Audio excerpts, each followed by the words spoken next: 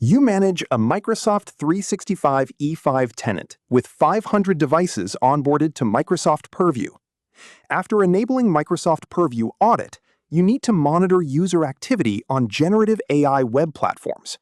What component must you install on the endpoints? Option A, the Microsoft Purview extension. Option B, the Microsoft Purview Information Protection Client. Option C, the Microsoft Defender Browser Protection Extension. Option D, Endpoint Analytics. Let us consider the core concept here. Organizations using modern cloud productivity and security suites often need granular visibility into how employees interact with emerging technologies like generative artificial intelligence websites. Monitoring these web-based activities helps maintain compliance, secure sensitive corporate data, and prevent accidental data leakage through browser interactions on managed endpoints.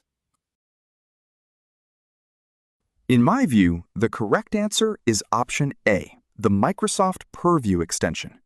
To track and monitor user interactions with generative AI websites and other web-based applications using Microsoft Purview capabilities, you need to deploy this extension to the web browsers on the managed devices. It enables necessary auditing and data loss prevention controls for web activities.